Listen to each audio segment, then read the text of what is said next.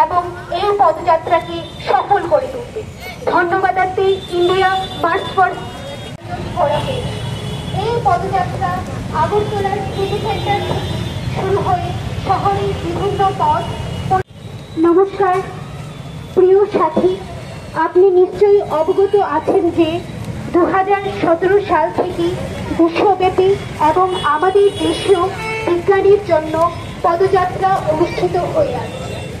এরই ধারাবাহিকতায় এই বছরও India March for science Agartala organising কমিটির পক্ষ থেকে আজ 16 অবৈজ্ঞানিক চিন্তাধারা প্রচার ও প্রসার বন্ধ, স্বার্থ, কারাজাদু, ডাইনি অপবাদী হত্যা ইত্যাদি পদের দাবিতে এই পদযাত্রা।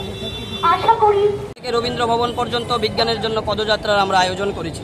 এই পদযাত্রায় আমরা দাবি রাখছি যে জলবায়ু সংকট এবং পরিবেশ রক্ষায় সরকারকে কার্যকরী পদক্ষেপ গ্রহণ করতে হবে।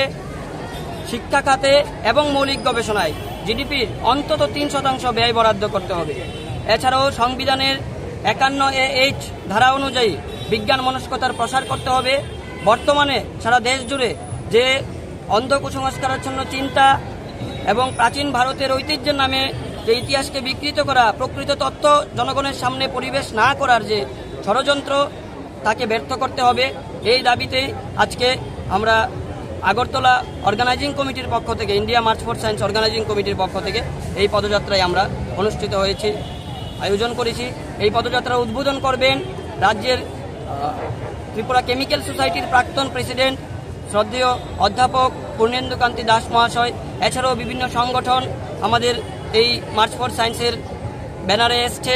সেখানে সারা ভারত শিক্ষা বাঁচাও কমিটির পক্ষ থেকে সর্বভারতীয় যে সাধারণ সম্পাদক যাদবপুর বিশ্ববিদ্যালয়ের অবসরপ্রাপ্ত অধ্যাপক তরুণকান্তি নস্কর মহাশয় আছেন বিজ্ঞান মঞ্চ ত্রিপুরা থেকে অধ্যাপক এবং শিক্ষক, গবেষক, প্রাক্তন শিক্ষক শ্রদ্ধেয় গৌতম রায় বর্মন মহাশয়।